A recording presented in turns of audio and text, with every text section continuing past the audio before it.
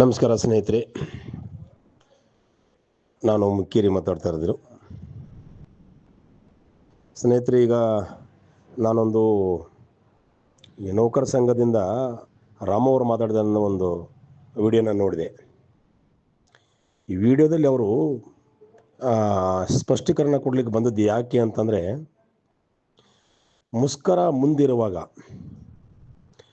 ಏಕಾಏಕಿಯಾಗಿ M D ಅವ್ರನ್ನ ಭೇಟಿಯಾಗಿ ಅದು ಯಾವ ಥರ ಮಾತಾಡ್ಕೊಂಡ್ರು, ಏನೇನು ಮಾತಾಡ್ಕೊಂಡ್ರು ಅವ್ರಿಗೆ ಗೊತ್ತದು. ಮಾತಾಡಿಕೊಂಡು ಜಂಟಿ ಕ್ರಿಯಾ ಸಮಿತಿಯಿಂದ ನಾವು ಹೊರಗಡೆ ಬರ್ತೀವಿ ಅಂತೇಳಿ ಒಂದು ಪತ್ರ ಕೊಟ್ಟು ಹೊರಗಡೆ ಹೋಗ್ತಾರೆ.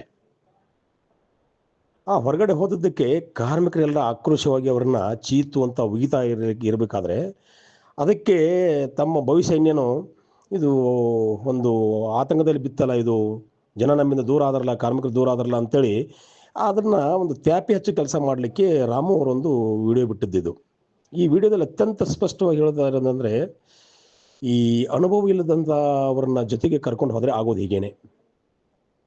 ಈ ರಾಮು ಅವ್ರನ್ನಾಗಲಿ ಅಥವಾ ನಮ್ಮ ಇವುದು ಏನು ನಮ್ಮ ಈ ಸಾರಿಗೆ ಕಾರ್ಮಿಕರ ಸಂಘಟನೆ ಇದೆಯಲ್ಲ, ಜಗದೀಶ ಮತ್ತು ರಾಮು ಅವ್ರ ಸಂಘಟನೆ ಇದೆಯಲ್ಲ, ಇದನ್ನು ನಾವು ಬರಬೇಕು ಅಂತೇಳಿ ಇವರನ್ನ ಕರೀಲಿಕ್ಕೆ ಹೋಗಿರಲಿಲ್ಲ. ಕೂಟನ್ನು ಛಿದ್ರ ಮಾಡಿಬಿಟ್ಟು ಅಲ್ಲಿ ಇವ್ರಿಗೆ ಇಲ್ಲದೇ ಇರ್ತಕ್ಕಂಥ ಅನುಭವ ಇಲ್ದಿರ್ತಕ್ಕಂಥ ಹೋರಾಟಕ್ಕೆ ಅವ್ರನ್ನೆಲ್ಲ ಪ್ರಚೋದನೆ ಮಾಡಿ ಅವರೇ ಹೇಳಿದ್ದು, ಯಾರು ಚಂದ್ರಕೂಡ ಹಿಂದೆಲ್ಲ ಹೇಳ್ಕೊಂಡಿದ್ದು ಇವರೇ ಮಾಡಿದ್ದು ಅಂತ. ಈ ಜಗದೀಶ ಮತ್ತು ರಾಮುನೇ ಈ ಮುಷ್ಕರಕ್ಕೆ 21ರಲ್ಲಿ ಮುಷ್ಕರ ಆಯಿತು, ಅದಕ್ಕೆಲ್ಲ ಪ್ರಚೋದನೆ ಪಟ್ಟದ್ದು ಇವರೇನೆ ಅಂತ ನಮ್ಮ ಮಾತು ಕೇಳಿಲ್ಲ ಅಂತೇಳಿ ಅವರು ಚಂದ್ರಕೂಡ ಹೇಳಿದ್ದು. ಅಲ್ಲಿ ಹಾಳು ಮಾಡಿದ್ದಲ್ಲದೇ ತಮ್ಮದೇ ಆದಂಥ ಒಂದು ಸಂಘಟನೆಯನ್ನು ಕಟ್ಟಿಕೊಂಡು ಬಂದು ಈಗ ತಮ್ಮ ಭವಿಷ್ಯನ ಕಟ್ಟಿಕೊಳ್ಳೋಸ್ಕರ ಜಂಟಿ ಕ್ರಿಯಾ ಸಮಿತಿಗೆ ಬಂದು ಸೇರ್ಕೊತಾರೆ. ಯಾವುದೇ ಥರದಂಥ ಅನುಭವ ಇಲ್ಲ, ಯಾವುದೇ ಹೋರಾಟದ ತಿಳುವಳಿಕೆ ಇಲ್ಲ, ರಾಜಕೀಯ ಹಿನ್ನೆಲೆ ಇಲ್ಲ, ಕಾನೂನು ತಿಳುವಳಿಕೆ ಇಲ್ಲ. ಮುಷ್ಕರನ ಯಾವ ಥರ ಮಾಡಬೇಕು, ಮುಷ್ಕರದ ರೀತಿ ಅವು ಯಾವ ಥರ ಇರ್ತವೆ ಅನ್ನೋದ್ರ ಬಗ್ಗೆನೂ ಕೂಡ ತಿಳುವಳಿಕೆ ಇಲ್ಲದಂಥ ವ್ಯಕ್ತಿಗಳು ಇವ್ರು ಬಂದು ಜಂಟಿ ಕ್ರಿಯಾ ಸಮಿತಿ ಸೇರ್ಕೊತಾರೆ. ಸರಿ, ಹೊಸಬರಿದ್ದಾರೆ, ಕಲ್ಕೊತಾರೆ, ತಿಳ್ಕೊಬೋದು, ಮುಂದೆ ಒಂದು ಹೋರಾಟ ಮಾಡ್ತಾ ತಾವು ಕೂಡ ನಾಯಕರಾಗ್ಬೋದು ಅನ್ನುವಂಥ ಒಂದು ಉದ್ದೇಶಕ್ಕಾಗಿ ಜಂಟಿ ಕ್ರಿಯಾ ಸಮಿತಿಯಲ್ಲಿ ಎಲ್ಲರ ಜೊತೆಗೆ ಇವರು ಕೂಡ ಸೇರ್ಕೊತಾರೆ. ಸರಿ ಇರಲಿ. ಆದರೆ ಇವರು ಜಂಟಿ ಕ್ರಿಯಾ ಸಮಿತಿಯಿಂದ ಹೊರಗಡೆ ಹೋದದ್ದಕ್ಕೆ ಕಾರಣಗಳು ಕೊಡ್ತಾ ಇದ್ದಾರೆ ನೋಡಿ. ಏನು ಒಳ ಒಪ್ಪಂದ ಅಂತ, ಏನು ರಾಮವರೇ ಒಳ ಒಪ್ಪಂದ, ಅವತ್ತು ರಾಮಲಿಂಗ ರೆಡ್ಡಿ ಅವರು ಪತ್ರ ಬರೆದಿರೋ ಬಗ್ಗೆ ಜಂಟಿ ಕ್ರಿಯಾ ಸಮಿತಿಯಲ್ಲಿ ಅನಂತ ಸುಬ್ರವ್ರು ಎಲ್ಲರನ್ನು ಕರೆದು ಹೇಳಿರಲಿಲ್ವೇನು? ಅನಂತ ಸುಬ್ರವರು ಜಂಟಿ ಕ್ರಿಯಾ ಸಮಿತಿಯಲ್ಲಿ ಕಮ್ಯುನಿಸ್ಟ್ ಪಾರ್ಟಿ ಡೆಲಿಗೇಷನ್ ಹೋಗಿದೆ. ಅಲ್ಲಿ ಜಂಟಿ ಕ್ರಿಯಾ ಸಮಿತಿ ಅವರೆಲ್ಲ ನೆನಪಿರಲಿ, ನಿಮ್ಗೆ ಯಾವುದೇ ಥರದ ನಾಲೆಜನೇ ಇಲ್ಲ ರೀ. ಕಮ್ಯುನಿಸ್ಟ್ ಪಾರ್ಟಿಯವರು ಡೆಲಿಗೇಷನ್ ಅಲ್ಲಿ ಹೋಗಿದೆ. ಏನಂದ್ರೆ ಕಮ್ಯುನಿಸ್ಟ್ ಪಕ್ಷರು ಕಾಂಗ್ರೆಸ್ ಪಕ್ಷಕ್ಕೆ ಬೆಂಬಲಿತರು.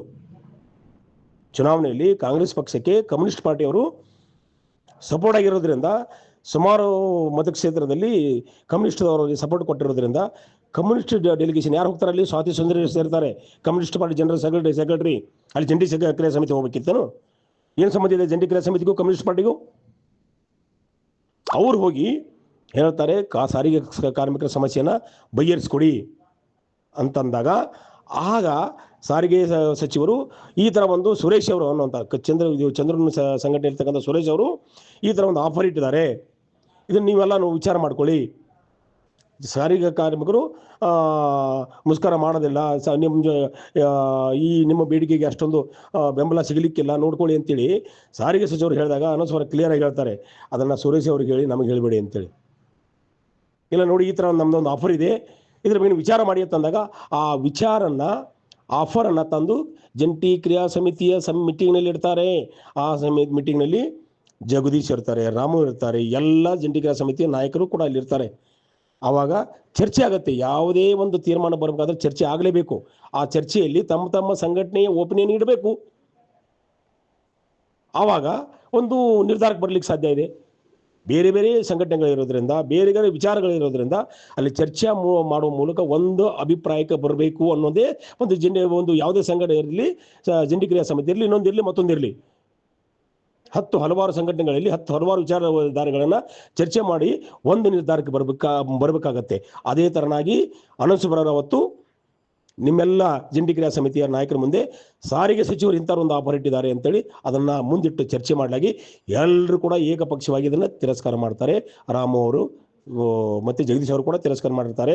ಎಲ್ಲರೂ ತಿರಸ್ಕಾರ ಮಾಡ್ತಾರೆ. ಅನುಸಂಧಾನವಾದಿಯಾಗಿ, ಮಂಜುನಾಥವಾಗಿ, ಮಹಾಮಂಡಲದ ಅರಸುವಾದಿಯಾಗಿ ಕೂಡ ಎಲ್ಲರೂ ಕೂಡ ಅದನ್ನು ಈ ಥರ ನಾವು ಒಪ್ಪೋದು ಬೇಡ ಅಂತೇಳಿ ತಿರಸ್ಕಾರ ಮಾಡಿರ್ತಾರೆ. ಅದನ್ನು ಯಾಕೀಗ ನೀವು ಜಂಟಿ ಕ್ರಿಯಾ ಸಮಿತಿ ಮೇಲೆ ಗೂಬೆ ಕುಂಡ್ರಿಸಿಗೆ ಕೆಲಸ ಮಾಡ್ತೀರಾ? ಯಾಕೆ ನೀವು ವಿಜಯ ಭಾಸ್ಕರ್ ಮೇಲೆ ಗೂಬೆ ಕುಂಡ್ರಿಸಿಗೆ ಕೆಲಸ ಮಾಡ್ತಾ ಇದ್ದೀರಾ? ನಿಮಗೆ ಧೈರ್ಯ ಇಲ್ಲ, ನಿಮಗೆ ಮುಷ್ಕರನ ಎದುರಿಸ್ತಕ್ಕಂಥ ತಾಕತ್ತಿಲ್ಲ, ಧೈರ್ಯ ಇಲ್ಲ, ಅದರ ಅನುಭವಗಳು ನಿಮಗೆ ಇಲ್ಲದ ಕಾರಣಕ್ಕಾಗಿ ನೀವು ಹೋಗಿ ಇನ್ನು ಮುಂದೆ ನಮಗೆ ಇನ್ನು PIL ಹಾಕಿದರೆ, ಇನ್ನು ಹೋದ ಸಾರಿ PIL ಹಾಕಿದಾಗ ಕೂಡ ವಿಷಯ ಅಲ್ಲಿಗೆ ನಿಂತು ಬಿಡ್ತು. ಇನ್ನು ಈಗಲೂ ಕೂಡ ಅಲ್ಲಿ ವಿಷಯ ಅಲ್ಲಿಗೆ ನಿಂತು ಬಿಡುತ್ತೆ, ಮುಷ್ಕರ ಆಗೋದಿಲ್ಲ. ನಾವ್ಯಾಕೆ ಸಾರಿಗೆ ಸಚಿವರಿಗೆ ಮತ್ತು MD ಅವರಿಗೆ ನಾವು ಕೆಟ್ಟವರಾಗಬೇಕು ಅಂತೇಳಿ ನೀವು ಹೋಗಿ ಅಲ್ಲಿ ಒಪ್ಪಂದ ನೀವು ಹೋಗಿ ಮಾತಾಡ್ಕೊಂಡಿದ್ವು. ಅದು ಏನು ಒಪ್ಪಂದ ನಾನು ಅನ್ನೋದಿಲ್ಲ. ನೀವು ಅಲ್ಲಿ ಏನು ಮಾತಾಡ್ಕೊಂಡ್ರೆ ಅದು ನಿಮಗೆ ಗೊತ್ತು. ನೀವು ಅಲ್ಲಿ ನಿಮ್ಮ ಹೋರಾಟದ ಎದಿಗಾರಿಕೆ ನಿಮ್ಮ ಹತ್ರ ಇಲ್ಲ. ಯಾರು ಹೇಳಿದ್ದು ನಿಮಗೆ ಹೋರಾಟ ಆಗೋದಿಲ್ಲ ಅಂತೇಳಿ? ಸಂಪೂರ್ಣ ಹೋರಾಟ ಆಗ್ತಿತ್ತು. BMTC ಹೋರಾಟ ಆಗೋದಿಲ್ಲ ಅಂತ ನಿಮಗೆ ಎಷ್ಟು ಜನ ಹೇಳಿದ್ದು? ನಿಮಗೆ ನೀವು ಎಷ್ಟು ಜನರಿಗೆ ನೀವು ಕಾಂಟ್ಯಾಕ್ಟ್ ಇದ್ದೀರಾ? KSRTCಯಲ್ಲಿ ಎಲ್ಲಿ ನಿಮಗೆ ಕಾರ್ಮಿಕರು ನಿಮ್ಮ ಜೊತೆಗಿದ್ದಾರೆ? KSRTCಯಲ್ಲಿ ಎಷ್ಟು ಜನ ಇದ್ದಾರೆ ನಿಮ್ಮ ಜೊತೆಗೆ? NWKSRTCಯಲ್ಲಿ ಎಷ್ಟು ಜನ ಇದ್ದಾರೆ ಮಿಸ್ಟರ್ ರಾಮು? ಯಾರು ನಿಮ್ಮ ಸಂಘಟನೆಗೆ ಬೆಂಬಲ ಇರೋದು? ಯಾರನ್ನು ಕೇಳಿದ್ರೆ ನೀವು ಮುಷ್ಕರ ಆಗೋದಿಲ್ಲ ಅಂತ ನೀವೇ ತೀರ್ಮಾನ ಮಾಡಬೇಕಾ? ಮುಷ್ಕರದ ನೀತಿನೇ ಅದೇ ಥರ ಇರ್ತದೆ. ಸರ್ಕಾರ ನಮ್ಮನ್ನು ಹೆದರಿಸಲಿಕ್ಕೆ ನೋಡುತ್ತೆ. ಅದಕ್ಕೆ ನಾವು ಸರ್ಕಾರನ ನಾವು ಎದಿಗೊಂದಿದ್ದ ನಾವು ಇದನ್ನು ಮುಷ್ಕರ ಮಾಡ್ತೀವಿ ಅಂತೇಳಿ ಗಟ್ಟಿಯಾಗಿ ನಿಂತು ಹೇಳಿಕೆ ಕೊಡಬೇಕಾಗುತ್ತೆ. ಆವಾಗ ಅವರೊಂದು ಹೆಜ್ಜೆ ಮುಂದೆ ಬರ್ತಾರೆ, ಸಂಘಟನೆಗಳೊಂದು ಹೆಜ್ಜೆ ಮುಂದೆ ಹೋಗಿ ಕೈ ಕೊಡಿಸ್ಲಿಕ್ಕೆ ಸಾಧ್ಯ ಆಗುತ್ತೆ.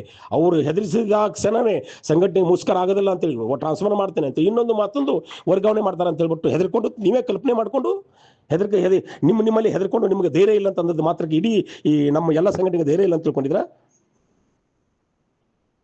ನಿಮ್ಮ ಪುಕ್ಕಲತನ ಮುಷ್ಕರ ಆಗೋದಿಲ್ಲ ಅಂತಂದದ್ದು ಮಿಸ್ಟರ್ ರಾಮು. ಮುಷ್ಕರ ಆಗ್ತಿತ್ತು. ಎಸ್, PIL ಬಂದಾಗ ಅಲ್ಲಿ ಆರ್ಗ್ಯುಮೆಂಟ್ ಆಯಿತು. ಲಾಸ್ಟ್ ಟೈಮ್ ಆಗಿರಲಿಲ್ಲ. ಈ ಸಾರಿ ಆರ್ಗ್ಯುಮೆಂಟ್ ಆದಾಗ ಮಾನ್ಯ ಉಚ್ಚ ನ್ಯಾಯಾಲಯದವರು ಜಡ್ಜ್ ಅವರು ಅತ್ಯಂತ ಸ್ಪಂದನೆ ಮಾಡಿದ್ದಾರೆ. ನಮಗೆ ಸಾರಿಗೆ ಕಾರ್ಮಿಕರಿಗೆ ಹೋರಾಟಕ್ಕೆ ಸಾರಿಗೆ ಕಾರ್ಮಿಕರ ಇದೇನು ಬೇಡಿಕೆಗೆ ಜಡ್ಜ್ ಅವರು ಸ್ಪಂದನೆ ಮಾಡಿ ಜಡ್ಜ್ಮೆಂಟ್ ಕೊಟ್ಟಿದ್ದಿದೆ. ಆ ಕಾರಣಕ್ಕೆ ಮುಷ್ಕರ ಮಾಡೋದು ಬೇಡ ಅಂತ ತೀರ್ಮಾನ ಮಾಡಿದ್ವಿ. PIL ಹಾಕಿದ್ರು ಕೂಡ ಯಾಕೆ ಮುಷ್ಕರ ಮಾಡ್ತಂತಂದಿರಿ, ಯಾಕೆ ಮಾಡಲಿಲ್ಲ ಅಂತ ಕೇಳ್ತಿರಲ್ಲ. ಈ ಕಾರಣಕ್ಕಾಗಿ ಮುಷ್ಕರ ಮಾಡಲಿಲ್ಲ. ಅದರ ಅನುಭವ ನಿಮಗಿಲ್ಲ. ಇವತ್ತು ಕೂಡ ನಮಗೆ ಭರವಸೆ ಇದೆ. ಹೈಕೋರ್ಟ್ನಲ್ಲಿ ಇರ್ತಕ್ಕಂಥ ವ್ಯವಸ್ಥೆ ಏನು ಹೇಳ್ತಾರೆ ಅವತ್ತು ಅವ್ರು 25ನೇ ತಾರೀಕು ನೀವು ಕುಂತಲ್ಲಿ ಮಾತಾಡಬೇಕು, ಅಲ್ಲಿ ನೀವು ಇತ್ಯರ್ಥಪಡಿಸ್ಕೋಬೇಕು. ಆಗದಿದ್ರೆ 2ನೇ ತಾರೀಕು ಇಲ್ಲಿ ಹಾಲು ಕೊಡ್ತೀನಿ, ಇಲ್ಲೇ ಬಂದು ಇತ್ಯರ್ಥಪಡಿಸ್ಕೊಳ್ಳಿ ಅಂತ. ಅಂದರೆ ಇಷ್ಟೊಂದು ಕಾಳಜಿ ಇರತಕ್ಕಂಥ ಒಂದು ವಿಚಾರ ಜಡ್ಜ್ ಅವರ ಬಾಯಿಂದ, ಜಡ್ಜ್ ಅವರ ಜಜ್ಮೆಂಟಿಂದ ಬಂದಾಗ ಮುಷ್ಕರ ಮಾಡ್ಲಿಕ್ಕೆ ಹೇಗೆ ಸಾಧ್ಯ ಆಗುತ್ತೆ? ಎಸ್, ಇದು ನಮ್ಮ ಫೇವ್ರೇಟ್ನಲ್ಲಿದೆ, ಸಾರಿಗೆ ಕಾರ್ಮಿಕರ ಫೇವ್ರೇಟ್ನಲ್ಲಿ ಈ ಜಜ್ಮೆಂಟ್ ಬರ್ತಾ ಇದೆ ಅನ್ನೋಂಥ ಕಾರಣಕ್ಕೆ ಮುಷ್ಕರ ಮಾಡೋದು ಬೇಡ ಅಂತ ಹಿಂದೆ ತಗೊಂಡಿವಿ. ನೀವು ಅರಸವ್ರನ್ನ ಆಡಿದಂಥ ಮಾತನ್ನು ಇಲ್ಲಿ ಉಲ್ಲೇಖ ಮಾಡಿಕೊಂಡು ನಿಮ್ಮ ಒಂದು ವೀಕ್ನೆಸ್ಸನ್ನು, ನಿಮ್ಮ ಒಂದು ಏನು ಹೋರಾಟ ಒಂದು ಅನುಭವ ಇಲ್ಲದಕ್ಕಾಗಿ ಹಿಂದೆ ಸರಿದಿದ್ದಕ್ಕೆ ಕಾರಣನ ಅರಸವ್ರನ್ನ ಕೊಡ್ತಾ ಇದ್ದೀರಾ. ಅರಸವ್ರು ಮಾತಾಡಿದ್ದೇನು? ಎಸ್, ಒಳ ಒಪ್ಪಂದದ ಬಗ್ಗೆ ಅವರು ಆ ಥರ ಮಾತಾಡಿದ್ರು, ಇವರು ಈ ಥರ ಮಾತಾಡಿರ್ಬೇಕು ಅಂತ ಕಲ್ಪನೆಗಳು. ಆ ವ್ಯಕ್ತಿ ಯಾರು ಅರಸವ್ರ ಬಾಯಿಗೆ ಶಬ್ದನ ಹಾಕಿದ್ದಾನಲ್ಲ, ಜನರಲ್ ಆಗಿ ಮಾತಾಡುವಾಗ ಅರಸವರು ಈ ಥರ ಆಗಿರ್ಬೋದು ಅನ್ನುವಂಥ ದೃಷ್ಟಿಯಿಂದ ಮಾತಾಡಿದ್ದಾರೆ ಹೊರತು ಸಾಕ್ಷ್ಯ ಆಧಾರಗಳನ್ನು ಇಟ್ಟು ಅರಸು ಮಾತಾಡಿಲ್ಲ. ರಾಮವರೇ, ನೀವು ಕೂಡ ಸಾಕ್ಷ್ಯ ಆಧಾರಗಳನ್ನು ಇಟ್ಟು ಮಾತಾಡಿಲ್ಲ. ನಿಮ್ಮೆಲ್ಲ ಡಿಪಾರ್ಟ್ಮೆಂಟ್ ಕೆಲಸ ಹಾಕ್ಬೇಕಾಗತ್ತಾ? ಯಾವನೋ ಒಬ್ಬ ಹೇಳಿದ ಒಂದು 2.5 ಕೋಟಿ ಆಗಿತ್ತು, 4 ಕೋಟಿ ಆಗಿತ್ತು, 35 ಕೋಟಿ ಆಗಿತ್ತು ಅಂತ ಡೀಲರ್ ಆಗಿತ್ತು ಅಂತೇಳಿ ಹೇಳಿದ ಯಾವನೋ ಒಬ್ಬ ದಾರಿ ಹೋಗಿ ದಾಸಯ್ಯ ಮಾತಾಡಿದ ನಂತರ ಅದ್ರಿಗೆ ಬೆನ್ನು ಹತ್ತಕ್ಕಾಗತ್ತಾ? ನಮ್ಮ ಮುಂದೆ ಇರ್ತಕ್ಕಂಥ ಹೋರಾಟನ ಬಿಟ್ಟು ಆ ಕೆಲಸ ಮಾಡ್ಬೇಕಾ ನಾವು? ಹೋರಾಟದಾಗ ಅಂತಿಮ ಘಟ್ಟದಲ್ಲಿದ್ದಾಗ ಎಲ್ಲ ರೀತಿಯ ನಾಟಕಗಳಾಗುತ್ತೆ. ಇದ್ರ ಬಗ್ಗೆ ನಿಮ್ಗೆ ಅನುಭವ ಇಲ್ಲ.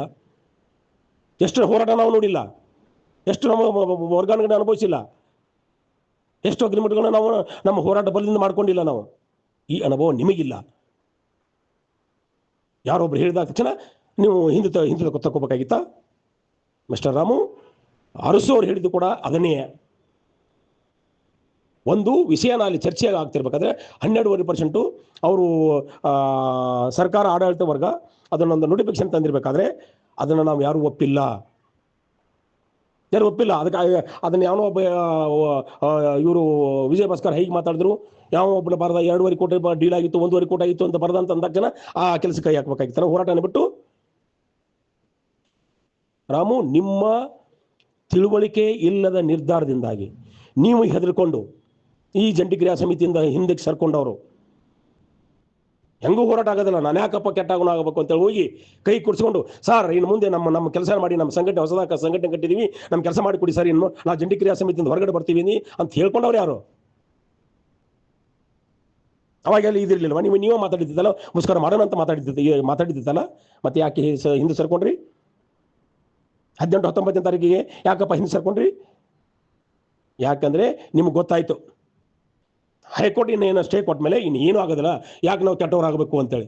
ಆದರೆ ಹೈಕೋರ್ಟ್ ಸ್ಟೇ ಕೊಟ್ಟರು ಕೂಡ ಮುಂದೆ ಏನು ಮಾಡಬೇಕು ಅಂತ ತಿಳುವಳಿಕೆ ನಿಮಗಿದಿರಲಿಲ್ಲ. ಆದರೆ ನಮ್ಮ ಸಂಘಟನೆಗಿದೆ, AIT ಸಂಘಟನೆಗಿದೆ, ವಿಜಯ ಭಾಸ್ಕರ್ಗಿದೆ, ಮಂಜುಗೆ CIT ಅವರಿಗಿದೆ, ಸಾಕಷ್ಟು ಹೋರಾಟ ಮಾಡಿದಂಥವ್ರು ನಾಯಕರು ಅವರೆಲ್ಲ. ಅವರು ನಿಮಗೆ ಯಾವುದೇ ಫೇಸ್ ಮಾಡಿದ ಅನುಭವ ಇಲ್ಲಲ್ಲ. ನಿಮ್ಮ ದುರ್ಬಲತೆಯನ್ನು ಮುಚ್ಕೊಳ್ಳಿಕ್ಕೆ ಈಗ ನೀವು ಈ ಒಂದು ಕಾರ್ಮಿಕರಿಗೆ ಕಣ್ಣಿಗೆ ಈ ಥರ ಒಂದು ಮರ್ಚ ನೋಡ್ತಾ ಇದ್ದೀರಾ. ಒಳ ಒಪ್ಪಂದ ಆಗಿದ್ರೆ ಈ ಮುಸ್ಕರ ಮಾಡಬೇಕಾಗಿತ್ತ ನಾವು? ನೋಡಿ ಗೊತ್ತಾಗುತ್ತೆ ರಾಮು ಅವರೇ. 11:24 ಆಗುತ್ತಿಲ್ಲ ಅಂತ ನೋಡಿ, ಅರಿಯಾಸ ಬರುತ್ತಿಲ್ಲ, ಅದನ್ನು ನೋಡ್ಕೊಳ್ಳಿ, ಮಾಡಿ ತೋರಿಸ್ತೀವಿ ನಾವು. ಯಾಕಂದ್ರೆ ಹೋರಾಟ ಇತಿಹಾಸ ನಮಗಿದೆ. ನೀವು ನಿನ್ನೆ ಬಂದು ಸೇರ್ಕೊಂಡವ್ರು ಏನಾದ್ರು ನಿಮಗೆ ಅನುಭವ ಇದೆ? ಇನ್ನೊಬ್ಬರ ಹಿಂದೆ ಕುಂತು ಕೇಳ್ಕೊಂಡು ಕಲಿಬೇಕಂತ ಈ ಒಂದು ನೀವು ವಯಸ್ಸು ನಿಮ್ಮದು, ನಿಮ್ಮ ಸಂಘಟನೆ ಒಂದು ಅನುಭವ. 2ನೇ ಲೈನು 3ನೇ ಲೈನದಲ್ಲಿ ಕುಂತು ಇನ್ನೊಬ್ಬರು ನೋಡಿ ಇನ್ನೊಬ್ಬ ಅವ್ರು ಏನು ಮಾಡ್ತಾರೆ ಅಂತೇಳಿ ಅದನ್ನು ಕಲ್ಕೊಂಡು ಆಮೇಲೆ ಹೋರಾಟಕ್ಕೆ ಹೋಗ್ಬೇಕಾದಂಥ ದಿನಗಳು ನೀವೇ ತೀರ್ಮಾನಕ್ಕೆ ಬಂದ್ಬಿಟ್ರೆ ಇಲ್ಲಿ ಏನು ಅನ್ಬೋದಿಂದ ತೀರ್ಮಾನ ಮಾಡ್ತೀರಾ ನೀವು? ಏಕಪಕ್ಷೀಯ ತೀರ್ಮಾನ ನಿಮ್ಮದು. ಮುಸ್ಕರ ಆಗೋದಲ್ಲ ಅಂತೇಳಿ 100ಕ್ಕೆ 100 ಮುಸ್ಕರ ಆಗಿತ್ತು ಮಿಸ್ಟರ್ ರಾಮು. ಇದು ನಮ್ಮ ಅನುಭವ, ನಿಮ್ಮ ಅನುಭವ ಅಲ್ಲ. ನಿಮಗಿರ್ತಕ್ಕಂಥದ್ದು ಏನಿದೆ ಅನುಭವ ನಿಮಗೆ? ಸೊ 21ರಲ್ಲಿ ಆಗಿರ್ತಕ್ಕಂಥ ಒಂದು ಹರಾಸ್ಮೆಂಟ್ ಆಗಿತ್ತು. ಯಾರು ಹೇಳಿದ ಹರಾಸ್ಮೆಂಟ್ ಆಗಿತ್ತು ಅಂತೇಳಿ? ಸರ್ಕಾರ ಅದಕ್ಕೆ ಸಿದ್ಧತೆ ಇತ್ತ? ಅಂತ ಹರಾಸ್ಮೆಂಟ್ಗೆ ಸರ್ಕಾರ ಕೈ ಹಾಕ್ತಿತ್ತಾ? ಅದಕ್ಕೆ ನಾವು ಬಿಡ್ತಿದ್ವಾ? ಇದು ಯಾವುದು ನಿಮ್ಗೆ ಅನುಭವ ಇಲ್ಲ ರೀ. ನಿಮ್ಗೆ ಯಾವುದು ಇದ್ರ ಅನುಭವ ಇಲ್ಲ. ಆಗ್ತಕ್ಕಂಥ ಕೆಲಸಕ್ಕೆ ಈಗ ಕಲ್ಲು ಹಾಕಿ ನಿಮ್ಗೆ ಚೀತು ಅಂತ ಕಾರ್ಮಿಕರು ಉಗಿಲಿಕ್ಕೆ ಆರಂಭ ಮಾಡಿದ ನಂತರ ಈಗ ಅದರಿಂದ ಉಳ್ಕೊಳ್ಳೋಕ್ಕಾಗಿ ಈ ಥರ ಒಂದು ಸುಳ್ಳನ್ನು ನಿಮ್ಮದೇ ಆದಂಥ ಕಲ್ಪನೆಯನ್ನು ಮಾಡಿಕೊಂಡು ತ್ಯಾಪಿ ಹಚ್ಚೋಕ್ತಿ ಕೆಲಸಕ್ಕೆ ನೀವು ವಿಡಿಯೋ ಬಿಟ್ಟಿದ್ದು ನನಗೆ ಗೊತ್ತು. ನಾನು ಇದ್ರ ಬಗ್ಗೆ ಡೀಟೇಲ್ ಆಗಿ ನಾನೊಂದು ವಿಡಿಯೋ ಬಿಡ್ತೀನಿ ಮಿಸ್ಟರ್ ರಾಮು. ನೀವು ವಿಡಿಯೋ ಬಿಡ್ತೀನಿ ಇದು ಹಿಂದೆ ಏನೇನಿದೆ ಅಂತೇಳಿ, ಯಾರ್ಯಾರು ಒಪ್ಪಂದ ಮಾಡ್ಕೊಂಡಿದ್ದಾರೆ, ಎಲ್ಲೆಲ್ಲಿ ಡೀಲಿಂಗ್ಗಳಾಗಿವೆ, ಯಾರು ಸೆಂಟ್ರಲ್ ಆಫೀಸ್ನಲ್ಲಿ, ಯಾರ್ಯಾರು ಹೊರಗಡೆ, ಎಲ್ಲ ರೆಕಾರ್ಡ್ ಇದೆ ನಮ್ಮ ಹತ್ರ ಕೂಡ. ಅದನ್ನು ವಿಜಯ ಭಾಸ್ಕರ್ ಅವರೆಲ್ಲ ನಿಮಗೆ ವಿಡಿಯೋ ಮೂಲಕನೇ ಬಿಡ್ತಾರೆ.